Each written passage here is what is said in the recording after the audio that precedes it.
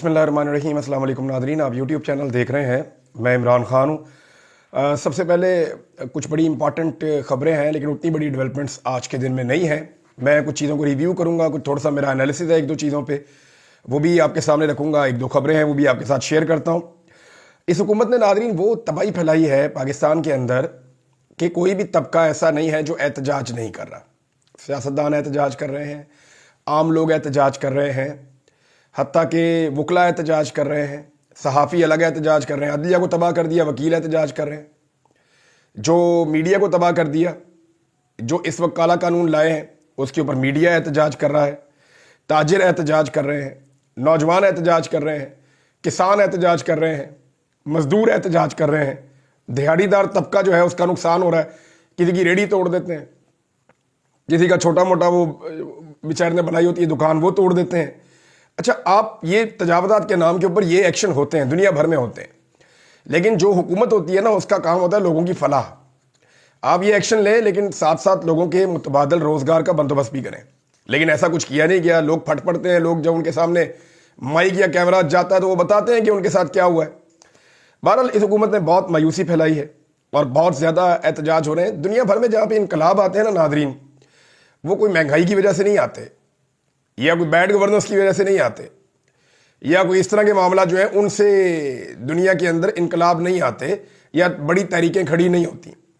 ये तहरीकें जो बड़ी होती हैं, ये खड़ी होती हैं उस वक्त जब इंसानी हुकूक की पामालियाँ होती हैं, जब लोगों से उनकी आज़ादियाँ छीनी जाती हैं, जब लोगों को और इदारों को या सिस्टम को यरगमाल बनाया जाता है चंद हाथों के अंदर।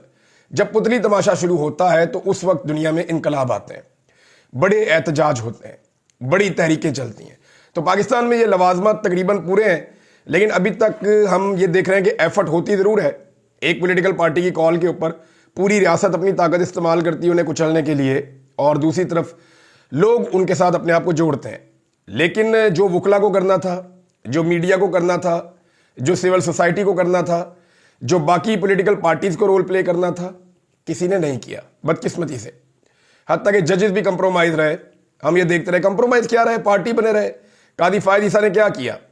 अभी जो चीफ जस्टिस ऑफ पाकिस्तान है, ये जो कुछ हो रहा है पाकिस्तान की अदलिया के साथ, क्या वो खामोशी के साथ नहीं देख रहे? इस्लामाबाद हाई कोर्ट में अब क्या हुआ मैं आगे चल के आपको बताता हूं। लेकिन एक चीज, बड़ी चीज अचीव हुई है, इसके बारे में आपको मैं बड़ी इंटरेस्टिंग एक मिसाल दूंगा, और वो मुझे मिसाल एक किसी के एक जुमले से याद आ गई। एस्टेब्लिशमेंट हमेशा से ना छुप कर अपना काम करती थी दीवार के पीछे से, और आपने पुतली तमाशा देखा होगा कि वो सामने पुतलियां नाच रही होती थी और पीछे उंगलियों के ऊपर दस्ताने पहने हुए हाथ होते थे और वो डोरियों को हिला रहे होते थे। ये पुतली तमाशा ऐसे ही होता था। तो पहले एस्टेब्लिशमेंट ऐसे काम करती थी, अपने आप को दीवार के पीछे रखती थी, पर्दे के पीछे रखती थी, और वहां से पुतलियों को हिलाती थी।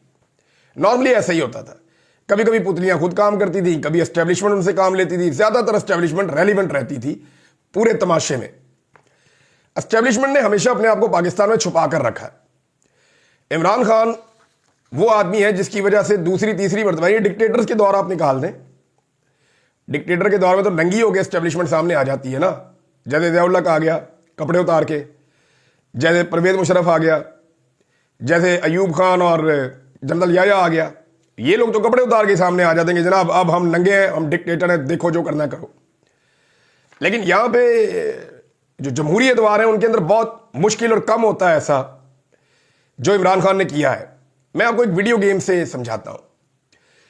हम बचपन से वीडियो गेम्स खेलते थे तो हम पहली बला मारते थे, अगली स्टेज पे दूसरी बला मारते थे, अगली स्टेज पे तीसरी बला मारते थे, अगली स्टेज पे चौथी बला मारते थे, और आखिर में जाकर हम फाइनल जो सबसे बड़ी बला है ना उसके साथ मुकाबला करते थे। तो पाकिस्तान में जो गेम चल रही है ना, इसमें जो सबसे बड़ी बला है वो एस्टेब्लिशमेंट है, और जितने भी इस गेम के प्लेयर हैं उनमें से कोई भी आखिरी स्टेज तक गया ही नहीं। मिसाल के तौर पर डिक्टेटर के एतवार की बात नहीं कर रहा मैं, ये जो मौजूदा सियासतदान है, जो नवाज शरीफ हो गया, जरदारी हो गया, बेनजीर हो गई, बाकी लोग हो गए, ये गए ही नहीं आखिरी जिन तक या आखिरी बला तक जो इस वीडियो गेम की आखिरी बला है एस्टेब्लिशमेंट पाकिस्तान की। कोई तीसरी स्टेज पे हार गया, कोई चौथी स्टेज पे हार गया, कोई पांचवी स्टेज पे हार गया। तो इमरान खान ने अपने लोगों के साथ मिलकर एक एक एक एक करके सारी स्टेजेस पार की हैं और सारी बलाओं को शिकस्त दी है, चाहे वो सियासी बलाओ, चाहे वो इंतजामी बलाओ, चाहे वो ब्यूरोक्रेटिक हो, चाहे वो इलेक्शन कमीशन हो, चाहे वो अदालतों के अंदर बैठी हुई ये बड़ी खौफनाक स्टेजेस होती हैं। ये जो कानूनी बलाएं होती हैं ना, ये आखिरी स्टेजेस में जाके आती हैं।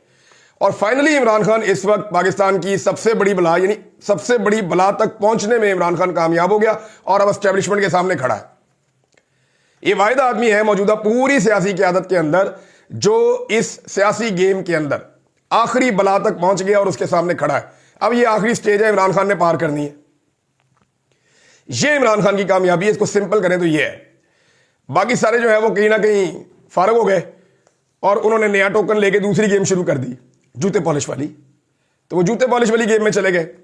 इमरान खान वाहिद आदमी है जो इस गेम को एंड तक लेकर चला गया है और अब एस्टेब्लिशमेंट वाली बला सामने खड़ी है। और मजे की बात यह है कि वो जख्मी है। इमरान खान ने ठीक ठाक डैमेज कर दिया उसे।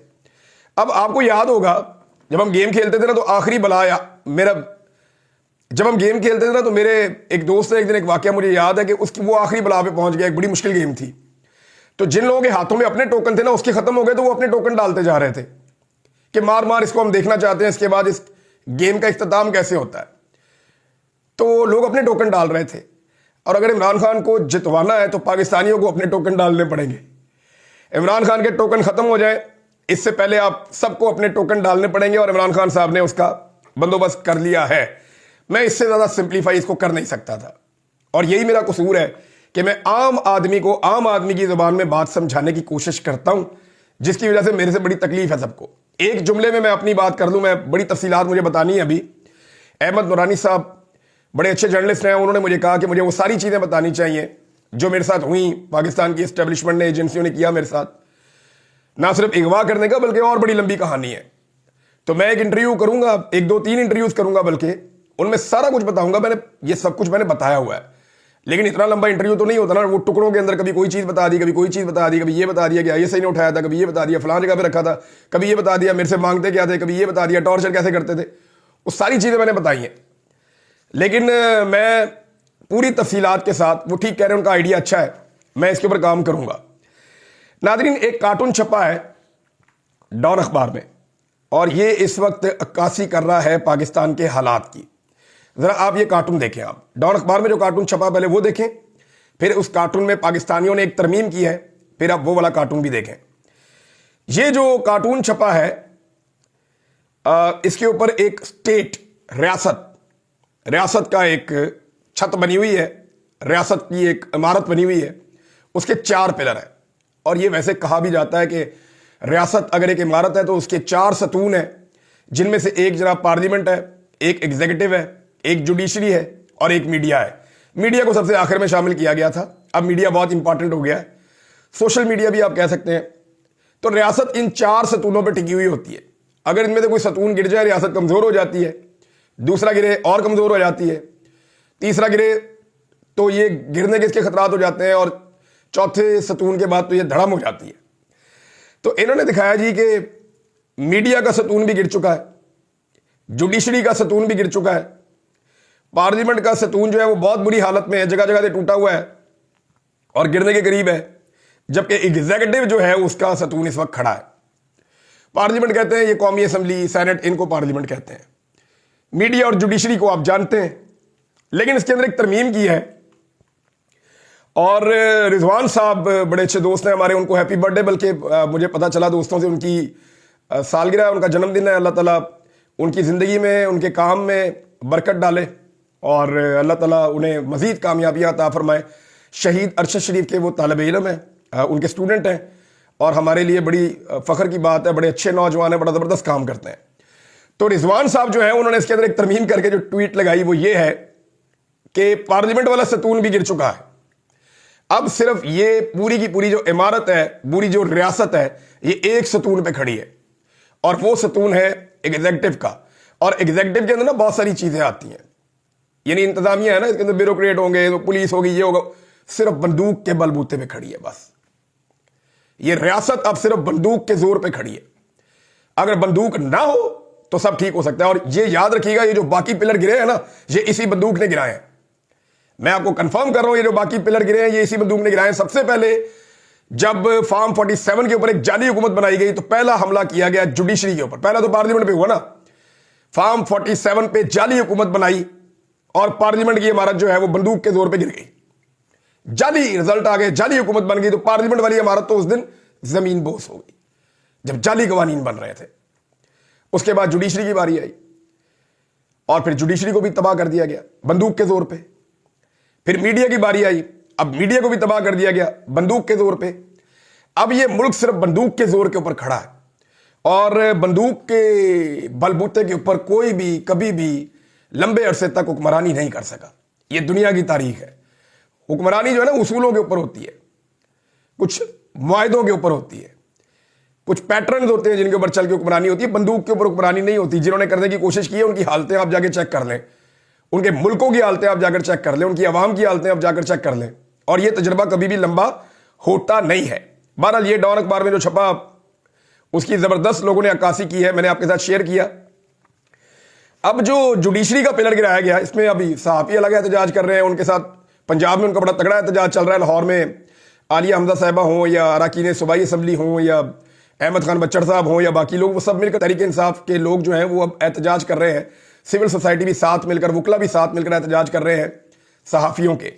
دیکھیں میں پبلک سے ایک بات کہنا چاہتا ہوں, یہ معاملہ صرف صحافیوں کا نہیں ہے. یاد رکھیے گا یہ صحافی تو کچھ نہ کچھ کر کے بچنا شروع ہو جائیں گے فیوچر میں. جو اداروں میں کام کرتے ہیں وہ کہیں نہ کہیں ریلیف لے لیں گے. عام آدمی کو یہ جو نیا کالا قانون ہے یہ کچل کے رکھ دے گا. آپ کی سنوائی کسی عدالت میں نہیں ہوگی. ایک جعلی عدالت بنائی جائے گی, ایک جعلی سسٹم بنایا جا رہا ہے. آپ کو اٹھائیں گے 24 گھنٹے کے اندر جیلوں میں ڈالیں گے. آپ کی باری نہیں آئے گی ٹریبیونل کے اندر, کیس آپ کا کئی ہفتے بعد لگے گا. جب تک آپ کی باری آئے گی آپ کا کیس ہی سارے بھول گئے, آپ کو خود دماغ میں ہی ہوگا میں پکڑا کیوں گیا ہوں. اور جب آپ کی باری آئے گی آپ وہاں پہ جائیں گے پھر لمبی تاریخیں. لہذا آپ کو خوار کرنے کا پورا ایک بندوبست کیا گیا ہے.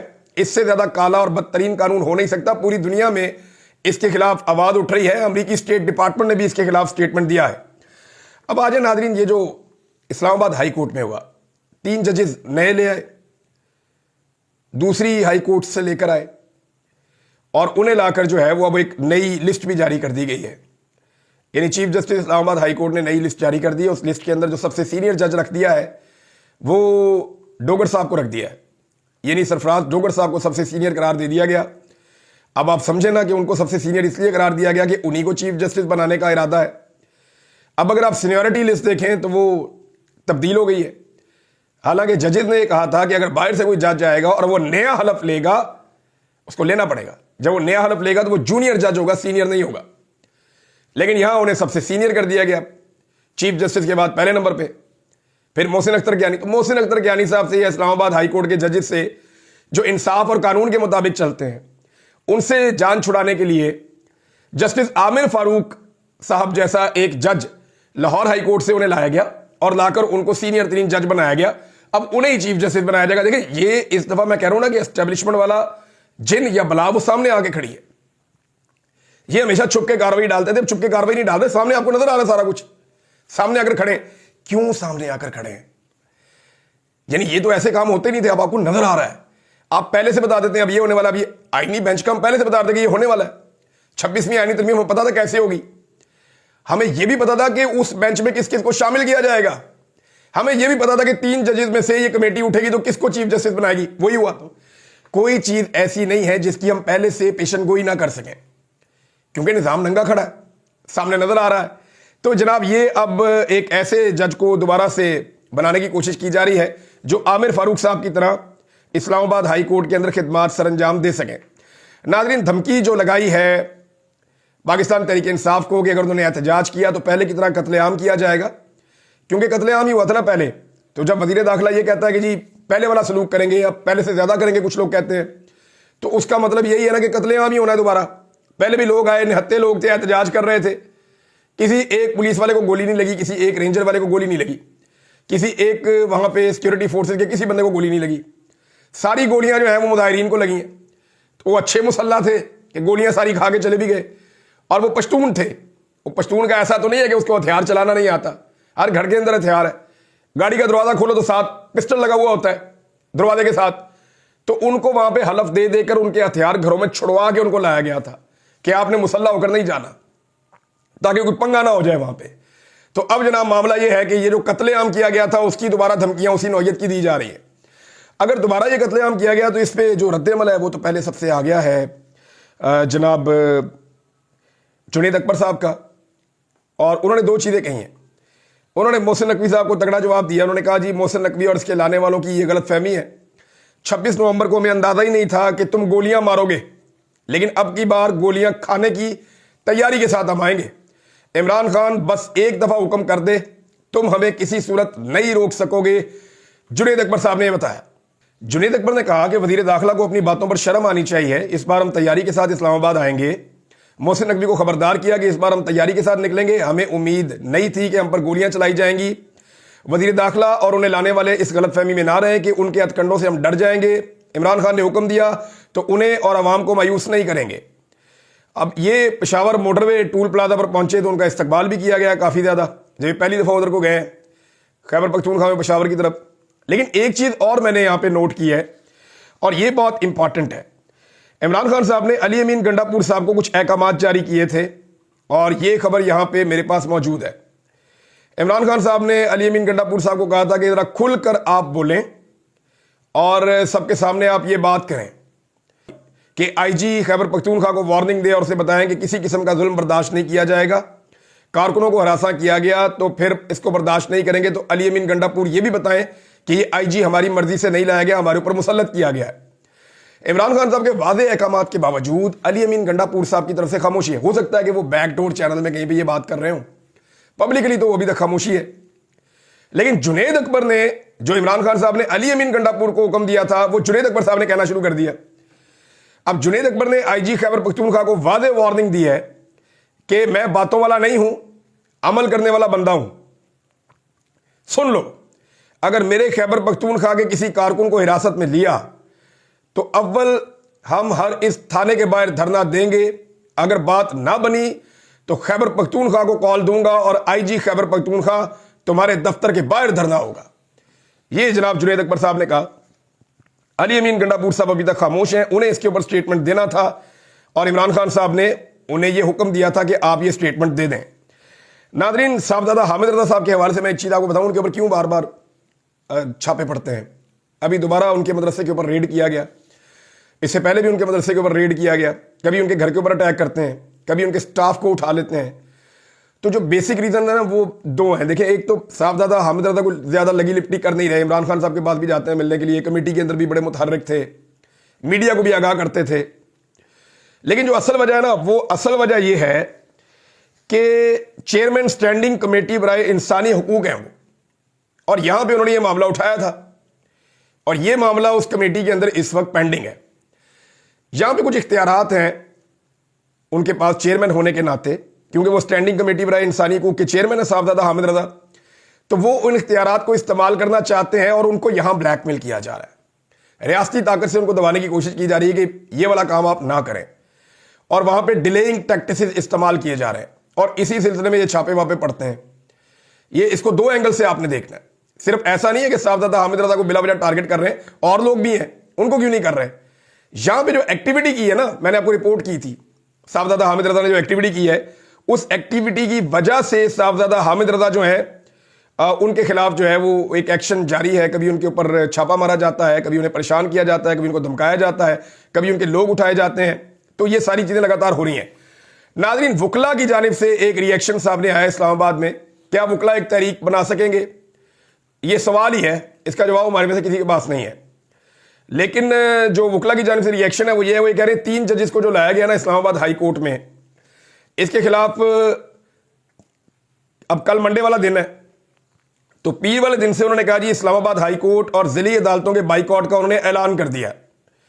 और हाई कोर्ट और इस्लामाबाद बार काउंसिल की जानिब से, यानी इस्लामाबाद हाई कोर्ट और इस्लामाबाद बार काउंसिल दोनों की जानिब से मुश्तरका एलामिया आया है और उसमें ये कहा गया कि इस्लामाबाद में अदालतों के बाइकआउट और वकला कन्वेंशन के इनेकाद का ऐलान किया गया है।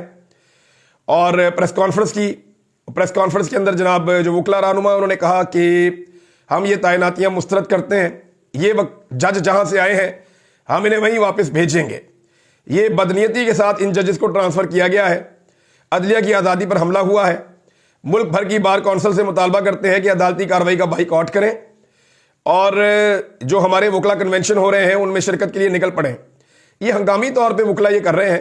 رولا تو کافی ڈالا ہوا ہے لیکن ابھی تک جو کچھ ہوا اس میں ہم نے ایک چیز دیکھی کہ اسٹیبلشمنٹ نے وکلا تحریک شروع نہیں ہونے دی. انہوں نے وکلا تحریک کے اوپر ابھی تک تو کنٹرول رکھا ہے. دیکھتے ہیں کہ آئندہ آنے والے دنوں میں اسٹیبلشمنٹ اسے کنٹرول کر سکتی ہے یا نہیں کر سکتی. ایک ناظرین آخری خبر میں آپ کے سامنے رکھ دیتا ہوں کہ پاکستان کی صورتحال کو بڑے اچھے طریقے سے بیان کیا اپنے ٹویٹ میں قسمت خان صاحب نے کہ ایک جانب جو اساتذہ ہیں یا ریسرچرز ہیں ان کے لیے 25% ٹیکس چھوٹ ختم کر دی گئی ہے. آئی ایم ایف کا دباؤ ہے نا, کبھی کسانوں پہ ٹیکس, کبھی یہ کبھی وہ, ساری سبسڈیز ختم, سب کا بیڑا غرق کر دیا. اور ریسرچر کے احتجاج کے بعد اس ٹیکس چھوٹ کی جو ہے وہ بحالی کے لیے کہتے ہیں ہم آئی ایم ایف کے پاس جائیں گے, آئی ایم ایف اجازت دے گا تو ہم کریں گے. دوسری طرف یہ ہے کہ حکومت نے جو ٹیکس اکٹھا کیا ہے وہ بھی 470 ارب کم ہے جو ہدف حکومت کا تھا, اس سے تقریباً جو ہے وہ $2 ارب کم ہے. یہ بہت بڑا خسارہ ہے کہ اپنے ہدف تک حکومت نہیں پہنچ پا رہی. اور ایک خبر یہ ہے کہ ایم این ایز اور سینیٹر کی تنخواہوں میں 300% تک اضافہ کر دیا گیا. اس میں کسی نے آئی ایم ایف سے کسی قسم کی پرمیشن نہیں مانگی. یہ ہے وہ وجہ. ان کی ترجیحات آپ کو سمجھ آنی چاہیے کہ یہ صرف اپنے بارے میں سوچتا ہے, یہ عوام کے بارے میں سوچتے ہی نہیں ہے, پاکستان کے بارے میں ایسا لگتا ہے سوچتے ہی نہیں ہے, اور ایک دوسرے پہ ڈالتے ہیں پاکستان. وزیر اعظم صبح سو کر اٹھتا ہے, وہ آرمی چیف کی تعریف کر کے سارا پاکستان آرمی چیف کے موٹو پہ پھینک دیتا ہے. وہ آرمی چیف جو ہے وہ تھوڑے دن کے بعد وہ کہتے ہیں گورننس کے مسائل ہیں پاکستان کے اندر, D G S P R آ کے جناب پاکستان میں گورننس کے مسائل ہیں تو ہم ذمہ دار نہیں ہیں. تو یہ پاکستان کو فٹ بال نہیں ہے کہ آپ ایک دوسرے کی طرف پھینکتے رہیں گے. یہ ملک اس طریقے سے چلے گا جو ایک طریقہ کار ہوتا ہے ملک چلانے کا, ایک مروجہ طریقہ کار ہوتا ہے, جہاں پہ الیکشن ہوتے ہیں, جہاں پہ لوگ مینڈیٹ لیتے ہیں, جہاں پہ سسٹم چلتا ہے. اس کے بغیر نہیں چلے گا. آپ جو مرضی کر کے دیکھ لیں. اب تک اتنی اپنا خیال رکھیے گا, اپنے چینل کا بھی. اللہ حافظ.